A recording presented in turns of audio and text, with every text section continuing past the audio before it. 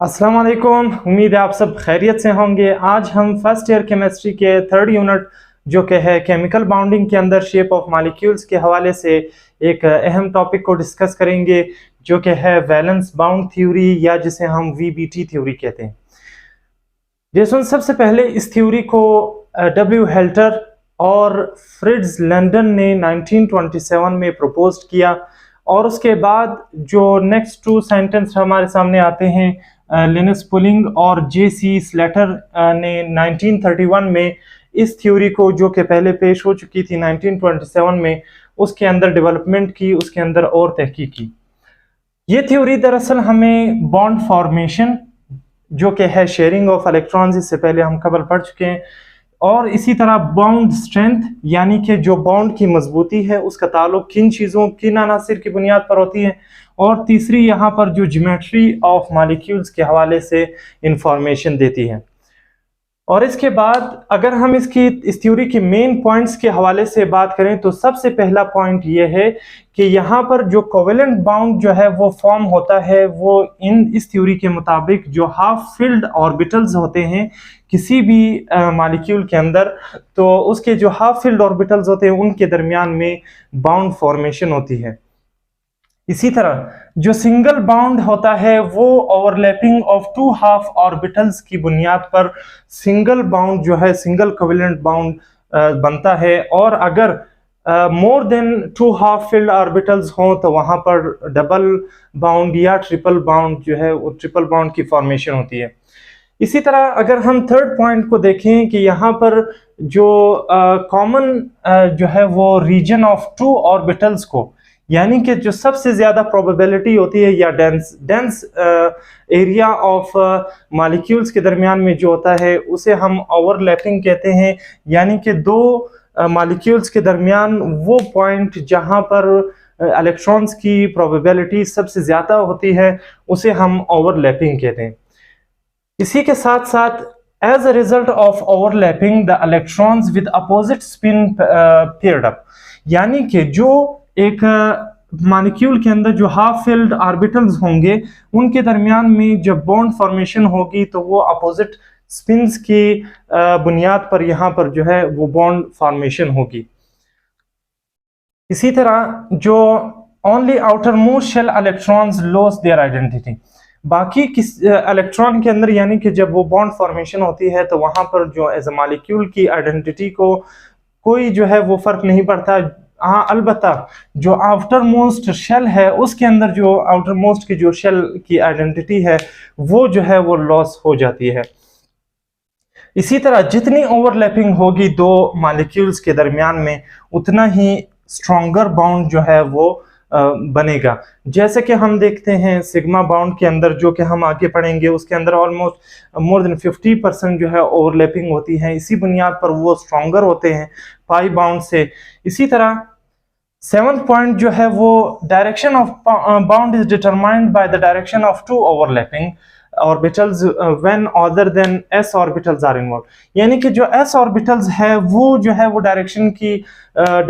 की सिमत को मालूम कर सकता है या उसकी बुनियाद पर हम जो डायरेक्शन उसकी जो है वो प्रेडिक्ट कर सकते हैं। अलबत्ता जो पाई बाउंड वगैरह हैं उनसे हम डायरेक्शन ऑफ बाउंड डिटरमाइन नहीं कर सकते। इसी तरह अगर हम यहाँ पर जो टाइप्स ऑफ ओवरलैपिंग देखें, ओवरलैपिंग की 2 बुनियादी टाइप्स हैं। सबसे नंबर 1 है सिग्मा बाउंड और नंबर 2 है पाई बाउंड। सिग्मा बाउंड सबसे पहले किसे कहते हैं कि वो हेड ऑन ओवरलैपिंग से, यानी कि जो बाउंड फॉर्मेशन होती है किसी भी एक इलेक्ट्रॉन, जैसे कि मैंने यहाँ पर शो किया है, ये एक हाइड्रोजन एटम है जिसके अंदर ओवरलैपिंग की गई है, हेड ऑन ओवरलैपिंग, यानी कि इससे मुराद ये है कि मैं अगर ये कहूँ कि दो एटम्स के दरमियान में, यानी कि अगर हेड ऑन ओवरलैपिंग हो तो उस ओवरलैपिंग को हम सिग्मा बाउंड जो है वो कहेंगे, उनके दरमियान जो बाउंड फॉर्मेशन होगी वो होगी सिग्मा बाउंड की। इसी तरह इसकी जो इलेक्ट्रॉन डेंसिटी होती है वो बाउंड एक्सेस के दरमियान में, यानी कि जो बाउंड एक्सेस है इन दोनों के दरमियान में, वहां पर इलेक्ट्रॉन की जो डेंसिटी है वो सबसे हायर होगी। इसी तरह जो all single covalent bonds are sigma bond, जो तमाम सिंगल कोवेलेंट बॉन्ड होते हैं वहां पर ओनली सिग्मा बॉन्ड्स पाए जाते हैं, क्योंकि किसी भी एक एटम के लिए जब वो बॉन्ड फॉर्मेशन करते हैं तो उसके लिए लाजमी ये है कि सबसे पहले सिग्मा बॉन्ड की फॉर्मेशन होगी, उसके बाद पाई बॉन्ड की फॉर्मेशन होगी। यानी कि यहाँ पर जो पाई बॉन्ड है वो डिपेंडेंट है सिग्मा बॉन्ड की फॉर्मेशन पे। जब तक सिग्मा बॉन्ड की फॉर्मेशन नहीं होगी तब तक पाई बॉन्ड की फॉर्मेशन नहीं हो सकती। इसी तरह ये बॉन्ड जो कि सिग्मा बॉन्ड है वो स्ट्रॉन्गर होता है as compare to pi bond, यानी कि चूंकि इनके अंदर ग्रेटर ओवरलैपिंग होती है, इस बुनियाद पर इनका जो बाउंड होता है वो स्ट्रॉन्गर होता है पाई बाउंड के मुकाबले में। इसी तरह all formation does not depend on the pi, ये पाई बाउंड पर डिपेंडेंट नहीं है बल्कि पाई बाउंड जो है वो सिग्मा बाउंड पर डिपेंडेंट है। जैसे कि इससे कबल हम बात कर चुके हैं कि सबसे पहले सिग्मा बाउंड की फॉर्मेशन होगी, उसके बाद पाई बाउंड की फॉर्मेशन होगी। अगर हम सिग्मा बाउंड्स की कुछ यहाँ पर एग्जांपल्स को देखें, जैसे कि है हाइड्रोजन मॉलिक्यूल, अगर हम हाइड्रोजन की इलेक्ट्रॉनिक कॉन्फ़िगरेशन को देखें तो उसके आउटर मोस्ट जो हाफ फील्ड ऑर्बिटल्स है वो 1 है, तो उसके अंदर जब वो 1 जो हाफ फील्ड ऑर्बिटल्स हैं उनके दरमियान में जब बाउंड फॉर्मेशन होगी, जैसे कि हमने पढ़ लिया है कि सबसे पहले जो बाउंड फॉर्मेशन होगी किसी भी एक मॉलिक्यूल्स के दरमियान में या एटम्स के दरमियान में, तो वो होगी सिग्मा बाउंड। इसी तरह अगर हम F2 जो कि फ्लोरीन है, फ्लोरीन की अगर हम इलेक्ट्रॉनिक कॉन्फ़िगरेशन देखें तो इसकी 1s2 2s2 2px1 2py2 यानी 2, अगर हम यहाँ देखें सिर्फ यहाँ पर 2px1 में एक हाफ फील्ड जो है वो ऑर्बिटल मौजूद है, यानी कि ये बाउंड बनाने के काबिल है। इसके अलावा जो तमाम है वो स्टेबल है। इसके साथ साथ अगर हम यहाँ पर इस ट्रेंड को देखें कि सबसे पहले अगर px2 को क्यों नहीं भरा गया 2x, ये जो है यहाँ पर लाजमी नहीं है कि ये जो बाउंड्स जो इनके दरमियान होंगी वो pz नहीं बनाएगी बल्कि सिर्फ px1 बनाएगा, लेकिन ये एक जनरल ट्रेंड है कि सबसे पहले pz जो है उसको भरा जाता है, फिर py को और फिर px को। यहाँ पर जो बाउंड की फॉर्मेशन वो होगी वो px1 और px1 के दरमियान में होगी, जैसे कि यहाँ पर आप देख सकते हैं कि 2 फ्लोरीन एटम जो है वो मिलकर एक मॉलिक्यूल बनाते हैं। इसी तरह अगर हम पाई बाउंड को देखें तो इसके जो पॉइंट्स हैं वो तमाम तर इसके बरखिलाफ हैं, यानी कि जैसे कि हमने कहा कि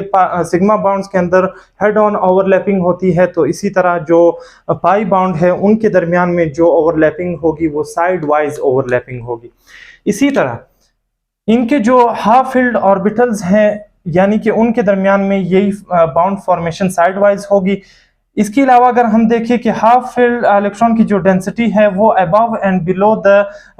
बाउंड एक्सिस होती है, यानी कि यहाँ पर और इसके नीचे जो बाउंड के एक्सिस की यहाँ पर जो डेंसिटी है इलेक्ट्रॉन्स की वो अबव एंड जो है वो बिलो होगी। अगर हम यहाँ पर देखें तो हमने यह कहा था कि इनके दरमियान में जो बाउंड एक्सिस के दरमियान में जो यानी कि ये जो एरिया है यहाँ पर जो इलेक्ट्रॉन्स की डेंसिटी है वो ज्यादा होगी। इसी तरह मल्टीपल्स, यहाँ पर हमने कहा था कि जो कोवेलेंट बाउंड होगा, जो सिंगल बाउंड होंगे उनके अंदर जो सिंगल कोवेलेंट बाउंड है उसके अंदर सिग्मा की फॉर्मेशन होगी, लेकिन अगर मल्टीपल बाउंड्स हैं तो उनके अंदर फर्स्ट ऑफ ऑल जो है वो इसेंशियल ये है कि सबसे पहले सिग्मा बाउंड्स और फिर उसके अलावा जो है वो पाई बाउंड की फॉर्मेशन होगी। ये बाउंड जो है वो वीकर है due to lesser overlapping as compare to the sigma bond. अगर हम इसके लास्ट पॉइंट को यहाँ पर देखें कि इट्स फॉर्मेशन इज डिपेंडेंट, यानी कि इसकी फॉर्मेशन जो है वो डिपेंडेंट होती है सिग्मा बाउंड के ऊपर। अगर हम इसकी लास्ट में कुछ एग्जांपल्स यहाँ पर देखें कि यहाँ पर अगर हम फॉर्मेशन ऑफ O2 को देखते हैं, यानी कि ऑक्सीजन की जो मॉलिक्यूल की फॉर्मेशन हम देखते हैं उसके अंदर इसके इलेक्ट्रॉनिक कॉन्फ़िगरेशन अगर हम देखें तो 1s2 2s2 2px1 2py1 और 2pz2, यानी कि 2pz2 का जो यहाँ पर ऑर्बिटल है उसको फिल किया गया है 2py और 2px के अंदर। ये दोनों हाफ फील्ड ऑर्बिटल्स हैं और ये दोनों आपस में पाई बाउंड की फॉर्मेशन करेंगे और यहाँ पर एक सिग्मा बाउंड और 2 जो है यहाँ पर पाई बाउंड की फॉर्मेशन होगी ऑक्सीजन मॉलिक्यूल के अंदर। अगर हम N2 के दरमियान जो कोवेलेंट बाउंड है उसको अगर हम डीपली एग्जामिन करें तो उनके अंदर क्या होगा कि 1s2 जो है वो इसके इलेक्ट्रॉनिक कॉन्फ़िगरेशन को अगर देखें तो यहाँ पर हमारे पास जो 1 1 है, यानी कि यहाँ पर तीनों के अंदर जो है वो तीनों हाफ फील्ड ऑर्बिटल्स हैं। यहाँ पर 1 सिग्मा बाउंड और इसके अलावा तमाम जो है वो पाई बाउंड की फॉर्मेशन होगी। तो ये था आज का important topic shape of molecules के हवाले से। उम्मीद है आप सबको इसके हवाले से पॉइंट क्लियर हुए होंगे। तो मिलते हैं इंशाल्लाह नेक्स्ट वीडियो में। Thanks for watching. अल्लाह हाफिज़।